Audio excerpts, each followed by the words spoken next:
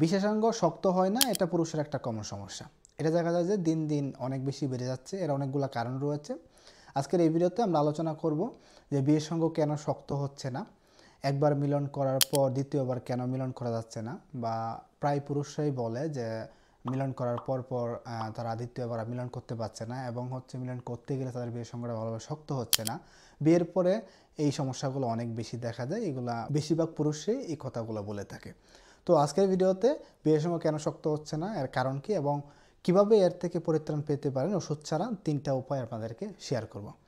প্রথমত আমরা জানবো যে বিশেষাঙ্গ শক্ত না হওয়ার পিছনে কিছু কারণ রয়েছে। 1 নম্বর বিশেষাঙ্গে সার্কুলেটরি সমস্যা, ব্লাড সার্কুলেশন যদি ঠিকঠাকভাবে না পৌঁছে। বিশেষাঙ্গে ব্লাড ভেসেলগুলো রয়েছে, সেই ভেসেলগুলো যদি কোনো জায়গায় ব্লক থাকে বা কোনো জায়গাতে সমস্যা থাকে, সেক্ষেত্রে কিন্তু সেই জায়গায় ব্লাড ভেসেলগুলো ঠিকভাবে কাজ করে না। তো সেক্ষেত্রে কিন্তু সমস্যা হতে পারে। 2 নম্বর নিউরোলজিক্যাল সমস্যা। তো নিউরোলজিক্যাল সমস্যার ক্ষেত্রে দেখা যায় বেশিরভাগ মানুষ এখন বিভিন্ন কারণে স্ট্রেসে বা দুশ্চিন্তা, ডিপ্রেশনে থাকে।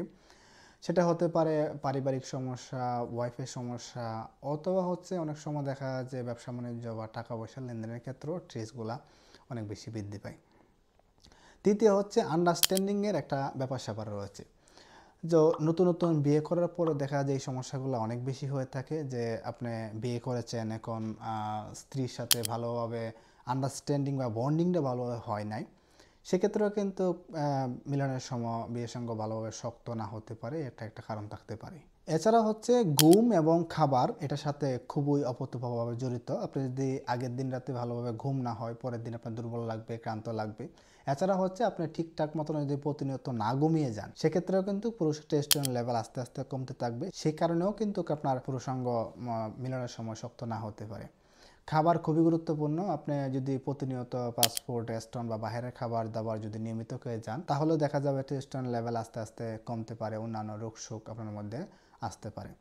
এছাড়া যারা দীর্ঘদিন ধরে ডায়াবেটিস বা উচ্চ রক্তচাপের ওষুধ খেয়ে যায়, তাদের ক্ষেত্রেও দেখা যায় যে মিলনের সময় বিশেষাঙ্গ শক্ত হয় না, বা অনেক সময় দেখা যায় যে মিলন করতে যাওয়ার পরেও বিশেষাঙ্গ ঠিকঠাক মতন শক্ত না হতে পারে। এই ধরনের সমস্যায় যখন আমরা পড়ি, তখন প্রথমত আমরা অনেক বেশি টেনশনে পড়ে যাই, অনেক বেশি ওয়ারিড হয়ে যায়। এরপরে প্রথমে আমরা যে কাজটা করি সেটা আশেপাশে যে ফার্মেসিগুলো রয়েছে, সেই ফার্মেসি থেকে ওয়ান টাইম ওষুধ একটা খাওয়া শুরু করি। প্রতিনিয়ত ভালো লাগে আমাদের, খাওয়ার পরে এনার্জিটা ভালো পায়, শক্ত হয়। সেক্ষেত্রে আমরা প্রতিনিয়ত 1টা 2টা আস্তে আস্তে ওষুধগুলা খাওয়া শুরু করি। 1 বছর 2 বছর এভাবে চলে গেল। এক সময় দেখা গেল যে সেই ওষুধ আর কাজ করে না। এছাড়া অনেকে দেখা যায় বিভিন্ন ধরনের হার্বাল ওষুধ বা ক্রিম, মলম, মালিশ এই ধরনের চিকিৎসা নিয়ে থাকে।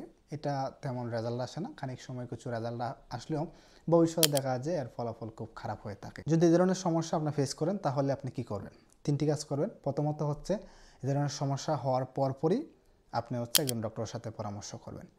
এটা যদি আপনার 2 থেকে 3 মাস হয় যে মিলন করার যাওয়ার পরে আপনার বিশেষাঙ্গ ঠিকভাবে শক্ত হয় না, একবার মিলন করার পরে আবার স্ট্যান্ড হচ্ছে না, সেক্ষেত্রে আপনার ডক্টর শরণাপন্ন হতে পারেন। কারণ এক্ষেত্রে আপনার কোন ধরনের সমস্যা রয়েছে সব কিছু বিবেচনা করে কিছু পরীক্ষা লাগলে, যেমন সিমেন অ্যানালাইসিস বা টেস্টোস্টেরন পরীক্ষা, এছাড়াও যদি কোনো আলট্রাসোনোগ্রাম লাগে, সেটাও করে ডক্টর আপনাকে একটা ভালো সাজেশন দিবে যে আপনাকে কী করতে হবে।